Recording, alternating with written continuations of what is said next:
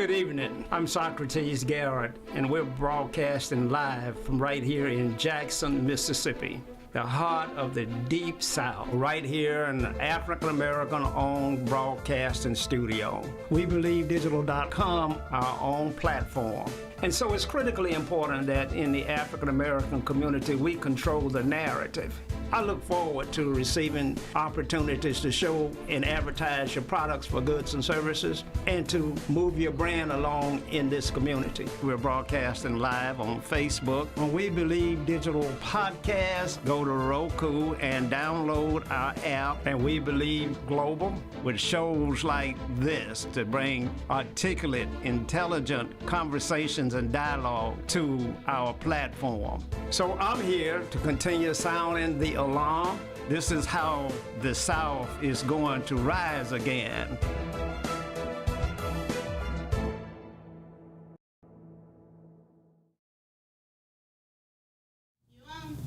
Good evening and welcome to Socrates Garrett Live.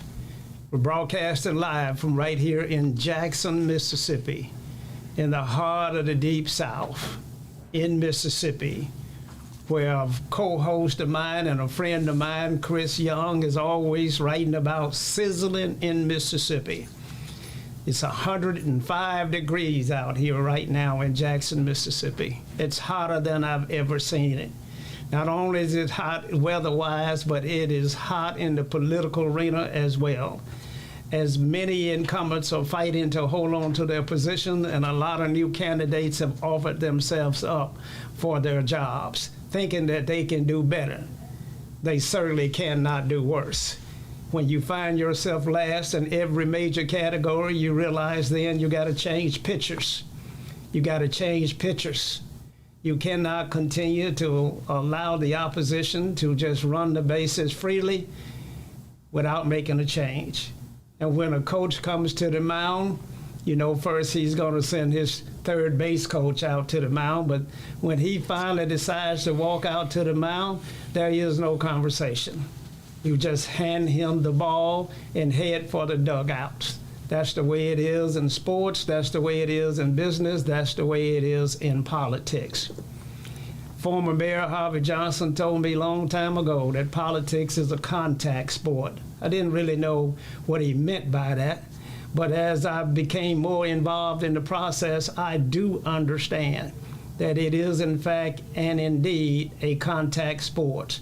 There are going to be many lives shattered, many tales told, many individuals that are going to be involved in scandalous treatments of the oppositions and those that are competing against them. And that's just the way it is out here today. So if you're going to enter this arena, you better get some tough skin. You better grow some hair on your chest, even if you're a female, and get ready to rumble. You know, let's get ready to rumble in Jackson and Hinds County, Mississippi. The elections are August the 8th, and at stake has never been an election that is more important than the one we have coming up here today. Now, I had the opportunity to be on the show last night with my co-host, Dr. Eldridge Henderson, and he asked some very prominent, pertinent questions, like why should a candidate resign? When should that ever be? And we're going to talk about that when we come back. First, let me just do a little housekeeping here. If you're watching us out on Facebook, then we want you to share this program with your friends and family. If you're watching us on YouTube, then hit the subscribe button. We're in the middle of a subscription campaign. If you're watching us on WeBelieveDigital.com, then share this program and hit the donate button. We need fuel to keep this engine running. Big engine takes more fuel than a small engine. And here at We Believe Digital, we certainly are a big engine. But many of you have not felt the presence of this engine before, and that's because we've been dealing with some other issues and didn't have time to devote to it. But it appears, though, that I'm going to have more time on my hand than I've had in the past, and so I'm going to dedicate that time to make it absolutely certain that We Believe Digital is not only recognized as the premier media outlet here in this marketplace, but it is going to determine many times who our leaders are going to be. And I look forward to getting involved in that journey. But now I have my co-host with me as always, Dr. Eldridge Henderson. How you doing, sir? I'm doing fine, sir. And you? Good seeing you. Thank you. Thank you. Tell me a little bit about your program last night. Well, we had a great program last night, in my opinion. We were talking about the non-leadership strategies of our current elected officials in the county and the city level. We concluded briefly that we have some good politicians, but they are not statesmen. They are energizers for self and their special interest groups that care nothing for the constituents, and they have a good reason to not care because they only have about 30% of the registered voters voting for them across the board. And in some districts and precincts, it's less than 30%, it's 19%, 13%, but on a countywide basis, it's seriously low, and that's why politicians don't fear their constituents. Wow. Now, fear is a strong word. And so it should not have to be afraid. Fear ought not be one of the main motives for you doing the right thing. But if it takes that, then I guess you have to institute fear into the situation. Well, you must. If you have a bully and you don't fight that bully and allow him to come into your house, knock on your door, you open the door, and there he is, hitting you side the head with a baseball bat or punching you. He does it the second time for another 4 years. He alleged that he's going to do various things in the economy. He's going to make sure they have contracts that's let appropriately. That's another 8 years. He comes in the third time and open the door. He raises his bat or his platform, and you knock him out with 2 words: no more. I will not be voting for you anymore. Get out of my door. Hear it? No more. I will not vote for you anymore. Right. Get out of my door. And so I know on Saturdays you're doing some training and having some workshops. You and Sherry Jones often speak about that on your program. And apparently you are in a position of training young leaders. That's correct. We know that the young leaders in Mississippi, Hinds County specifically, are in a position now with their formal training in some of the community institutions and a few in the public schools and the colleges. They're to the point where all they need is a little refining in their civic responsibilities, know about the goals and objectives of city leaders, and of course know that there are a lot of different branches in government and a lot of associate agencies that they would have to deal with, make appointments and get the right person. And that's what we are teaching the young people. And we say we don't have but 7 years to get it straight. And some are telling me, well, that's not long enough. It most certainly is, because if you get a list of the requirements, age requirements of the candidates in most positions, they can be anywhere from 18 to 21 when they run for an office, and we're dealing with young people from 16 to about 40. And if we get those people ready, we can work with them, do some organizing, get funding together, and they can run against an incumbent and win without a runoff with good leadership and training, and that's what we're providing. Well, are your students energetic? Are they desiring to learn? Or how do you see your young population? Well, they are very sharp, because what we do, we don't do like some people that are trained. Every time we do a training, when we come back for the second training, part 1 of the second training is to review and do a mock trial on what they learned the previous time. Every time you teach and you practice what you learn something new, and do the same thing later on. So they will know all about the different strategies one can use before they announce their candidacy. See, that's the problem. A lot of people wait until time of election or just before they announce it, and they say, I'm running for sheriff, I'm running for county supervisor. They have no campaign manager, no funds. They don't know what district they're living in themselves. They just do something, and that's why you plan to lose when you don't plan to win. Right, and so I'm wondering if in your curriculum, does it require your candidates to sign a contract with Black America? Well, we haven't gotten to that point yet. We don't want to scare them. We want them to learn all the leadership characteristics and strategies of leaders that can get in positions of responsibility, not only in politics. We're looking at positions in the church, in the schools, and in the corporate area. So you need leaders in all of those areas because the politicians, the preachers, and the corporate leaders work together.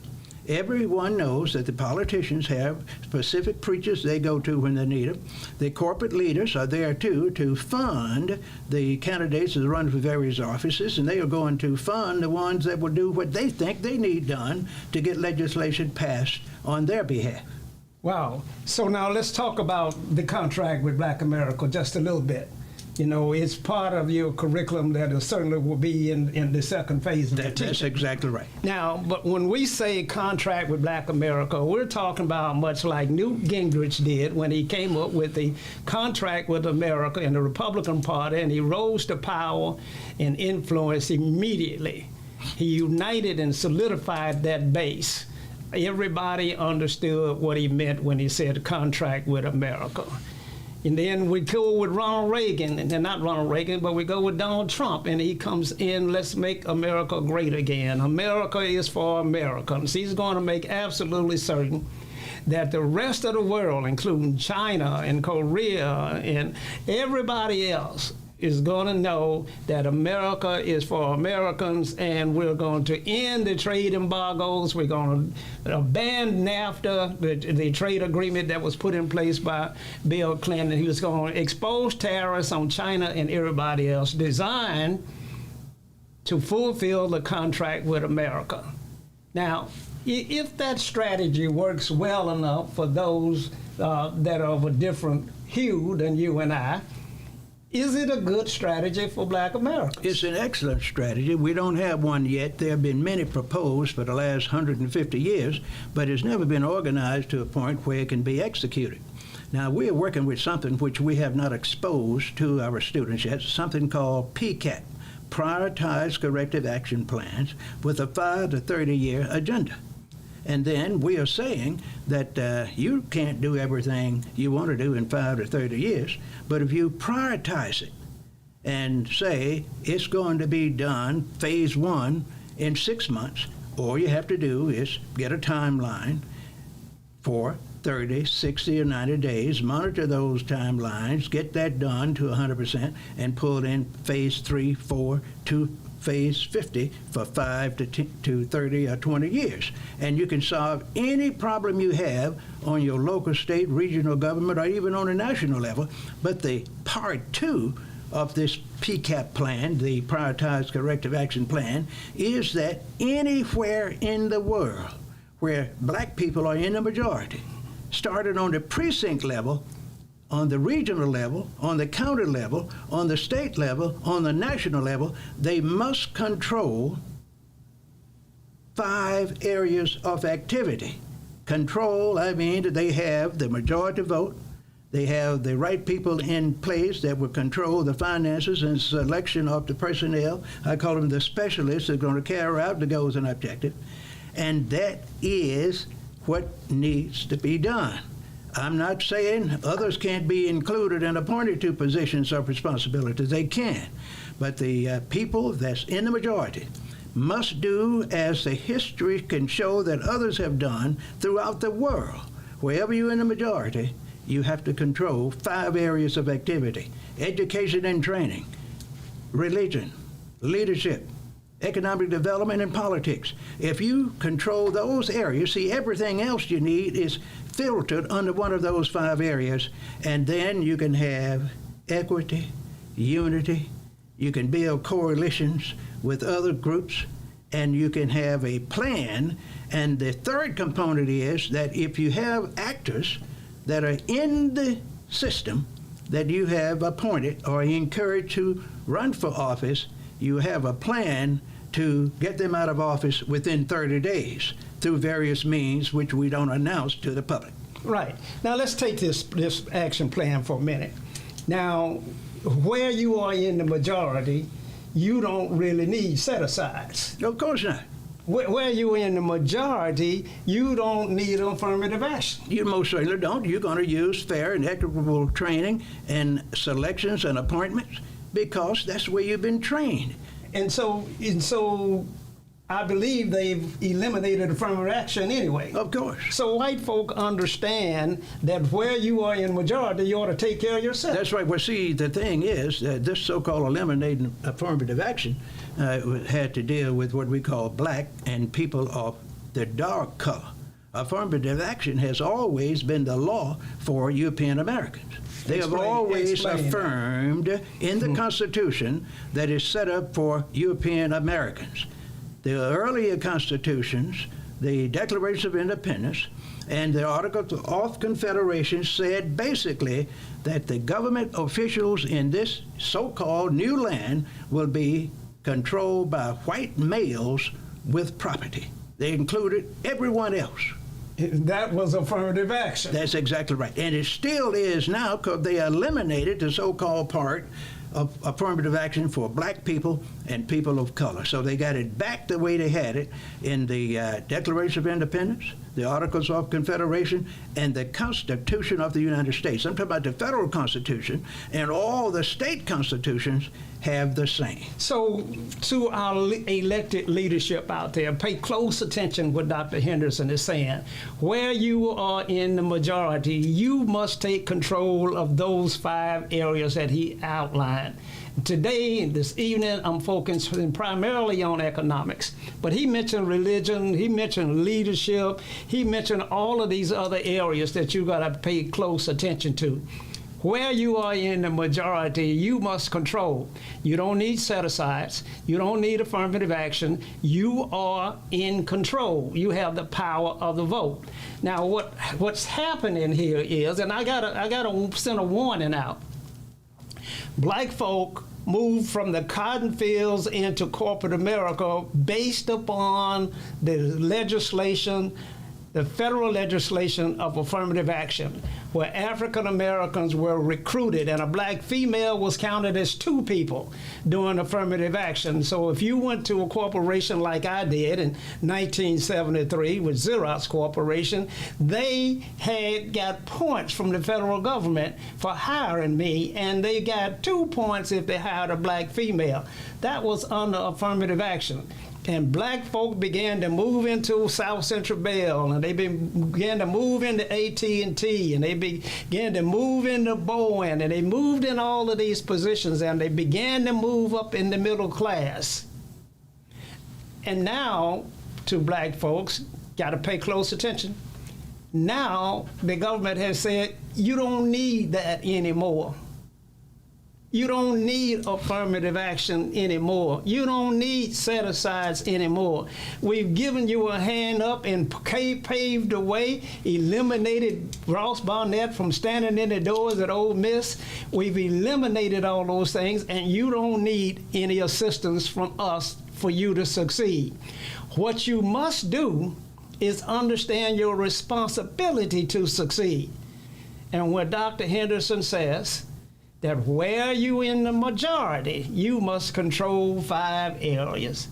I just got to preach it and teach it until it gets through. You must sign a contract with Black America. And what does that contract say?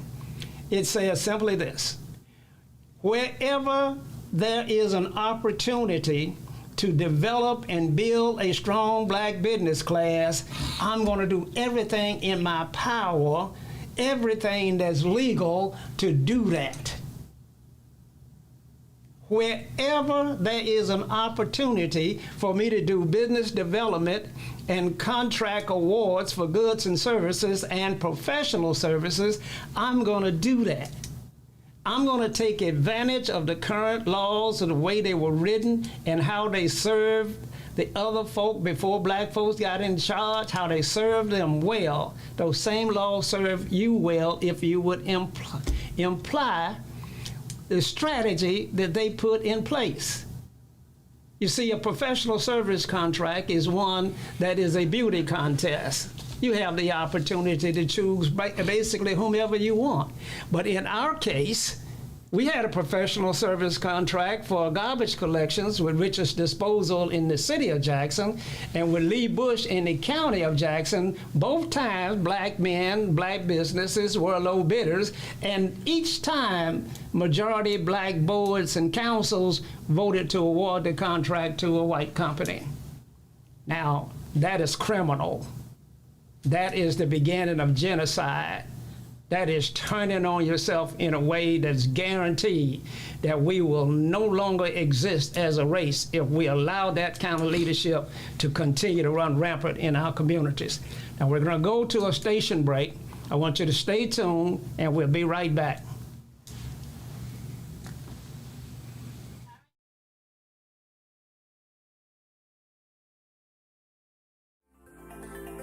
Looking for the hottest content in the city of Jackson and surrounding areas? Check out WeBelieveDigital.com. Also follow us on Facebook, Instagram, TikTok, and YouTube. We Believe Digital Podcast is here for all your podcasting needs.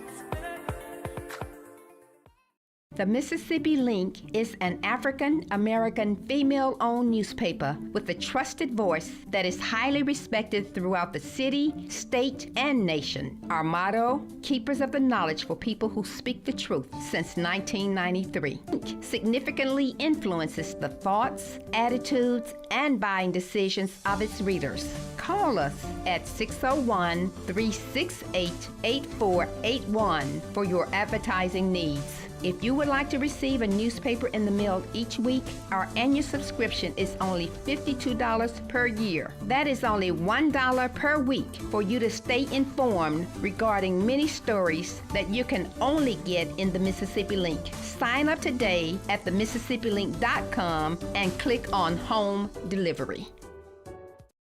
Have you had your Earth Blend coffee today?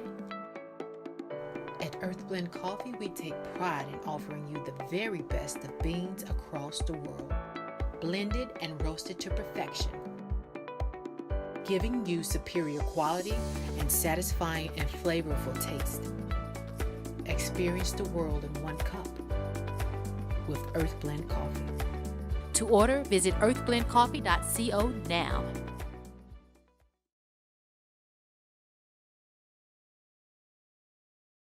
Welcome back to Socrates Garrett Live, broadcasting live from right here in Jackson, Mississippi, in the heart of the Deep South.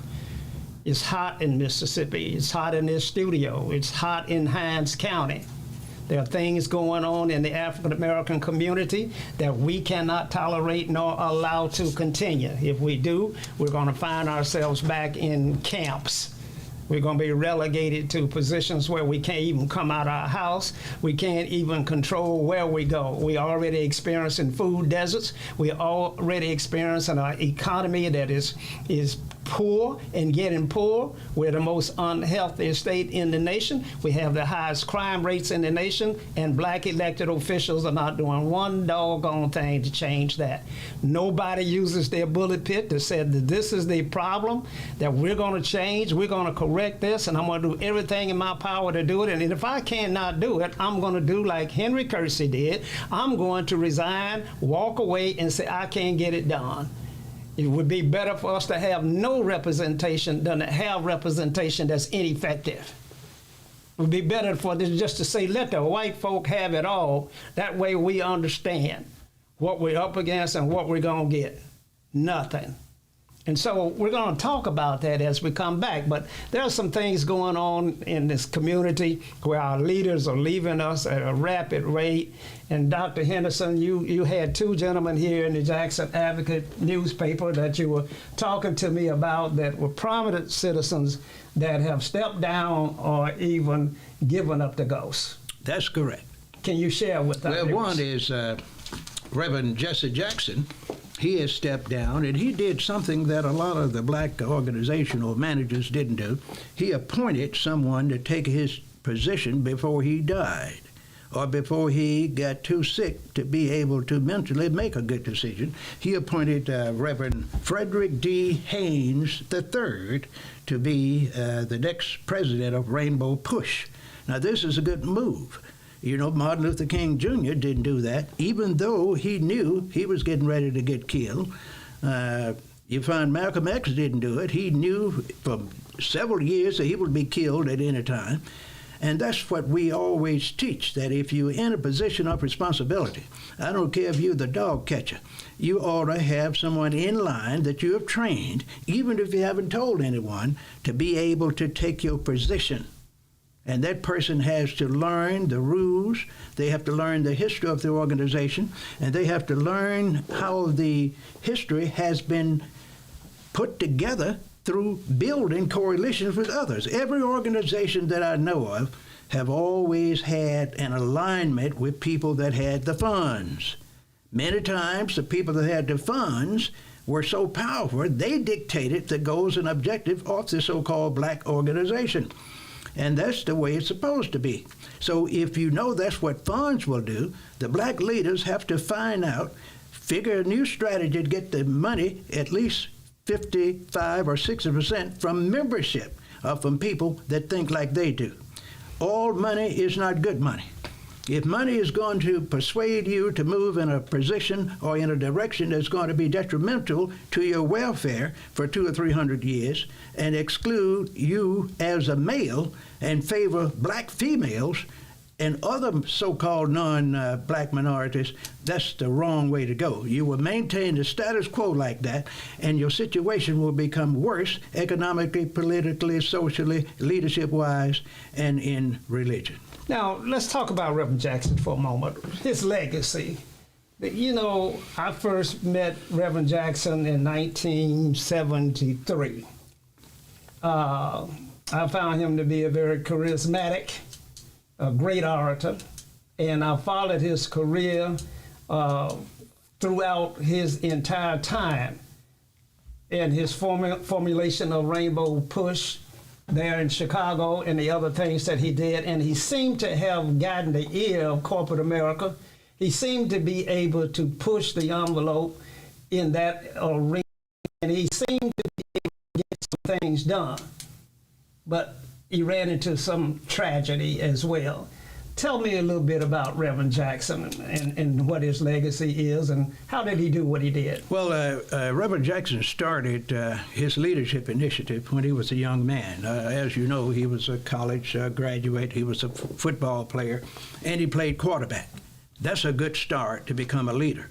And he was able to get that training earlier than the average black person. And when he got out of college, he didn't go and start teaching school like most of the black college graduates.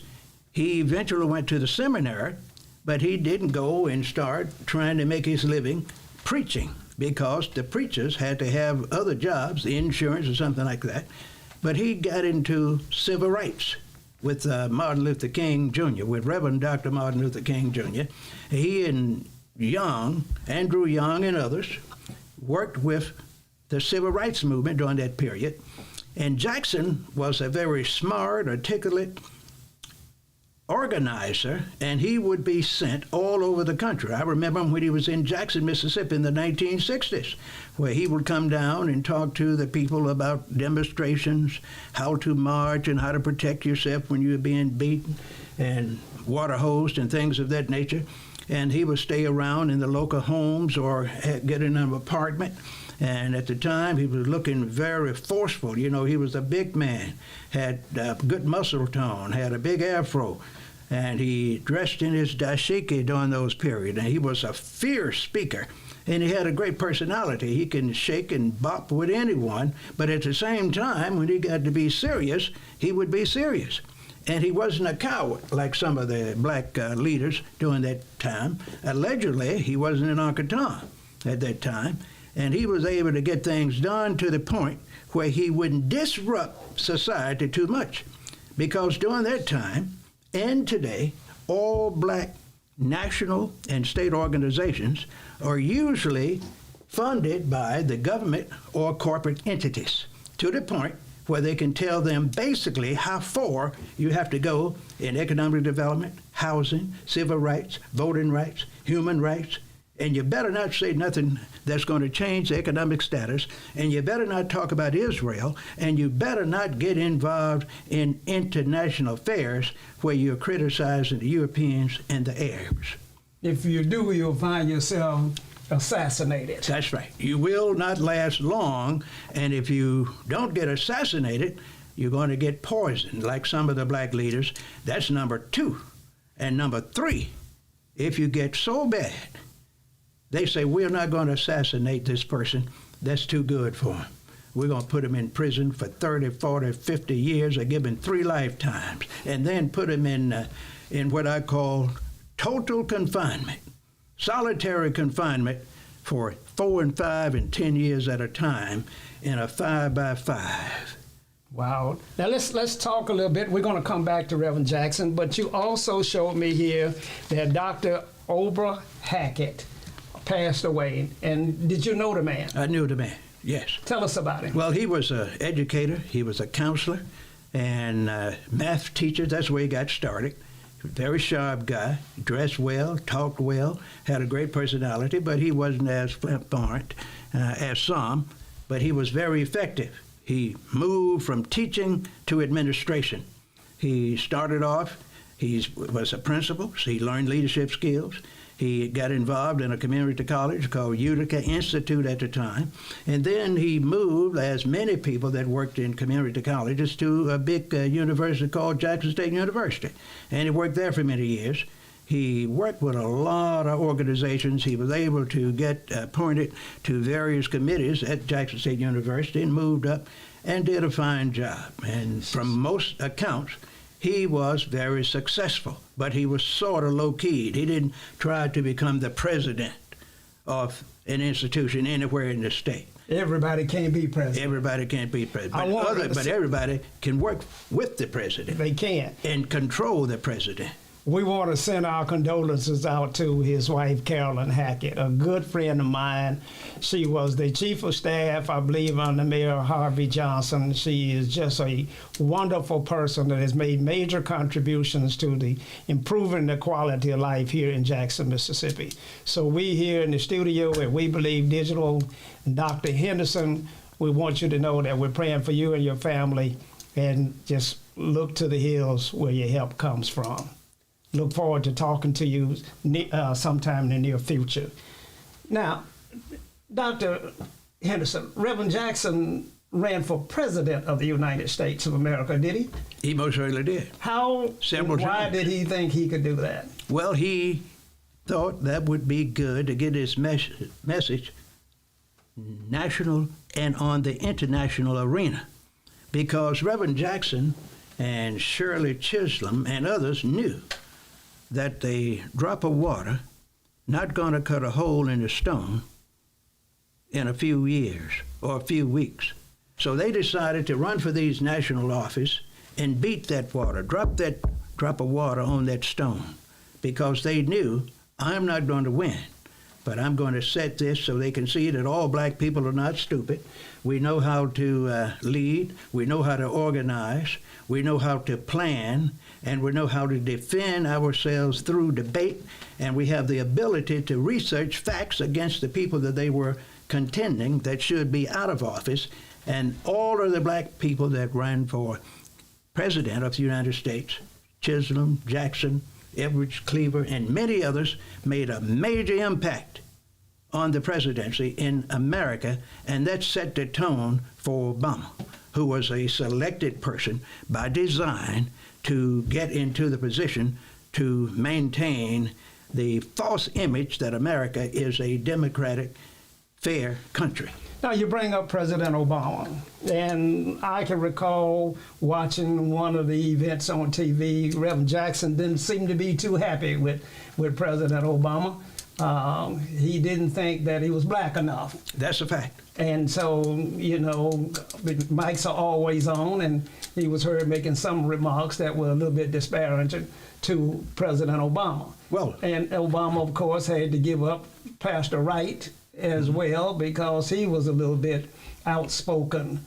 And so, was Obama a disappointment to black leaders in civil rights advocacy or not?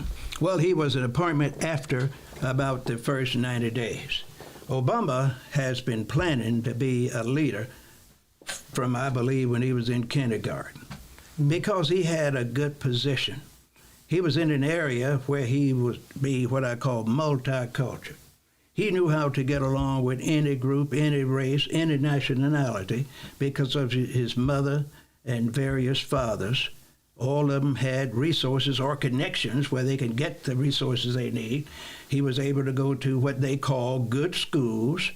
And at that point, when you have those advantages, you learn by working around and being with students and others that have the expertise to get the tutoring when they need it, where they can join the various academic clubs, where they can get the resources if they had some major problems in the academics. But he was one that worked hard, studied hard, had a good ability to connect with others, and he was well liked.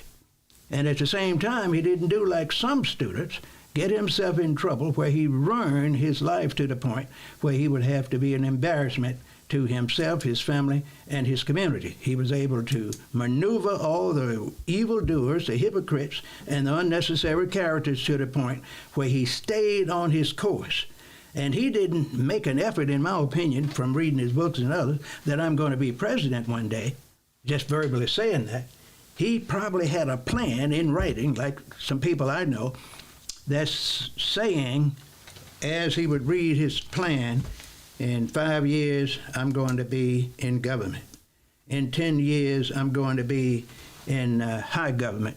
And in 15 years, I'm going to be president of the United States. So if you're already planning that, you do the work where someone like Socrates Garrett will say, Mr. Obama, I'm a millionaire, and I think you ought to run for the Senate of Mississippi. And I have a team, and we have enough resources to fund you 100%. He does that. He wins. Then you decide his next position. And then this on a national level. You want to get him, for instance, in the National Senate. You get him in that position. And then you get the people that you are campaigning for and funding and say, I got a new candidate. I have a young racehorse to put in this race, and I want you to give my candidate a chance to speak at the national convention or at the national seminar or whatever. And they say, no, we don't know anything about this man. And you and your team will call an executive committee together and say, we are here to say we have given you $40 million. We have given Senator this, the member in the House this amount. We've given the last two presidents so many million. And I say we want to have a man to speak. And they will think about it, and in 5 minutes, they will decide they're going to give this man a speech, a speaking opportunity, because they don't know him anyway. They just heard about it. And since he has been planning this, unbeknownst to others, he comes in, dressed sharp, as we say in the South, looking good, with his famous walk, with that famous smile, and got up there and made that swing and hit a home run. He did, didn't he? Hit a home run and speaks of, who is this? Who is this man? Where did he come from? Where did he come from? That's right. And then 4 years later, he got into the presidential race. Well, what role did Michelle play? I mean, I remember some important things. Two things I remember about President Obama. He said that I must have the ability to see things through your eyes. I tried to understand what that meant for a long time. And what he was basically saying is that you may be racist, you may be a person that despises me, but I want to understand why you feel that way. I want to see me through your eyes so I can understand where you are, but more importantly, I can devise the right strategy to deal with you. Well, that's a smart move that a lot of people have done, especially certain people in the black community. Because if you know the history of black and white relations, white folks will work with you and deal with you as long as you don't try to take their women and their money and their positions of leadership where they're making the big money. Obama and some of the other blacks that became high government leaders always knew how to work with those people. If they thought they were getting in trouble, if they asked for $150 million, they were asked for 100. If they decided that they couldn't get money from rich man in Mississippi or New York, they would go to California and get their resources. Those guys were planners. I told you they didn't do this overnight. They planned to get in those positions so they'd be selected and appointed. So the role of Michelle in when she came out and she said, and I got to be reminded of this, I need to be reminded. She said, when they go low, we go high. Well, what does she mean by that? She means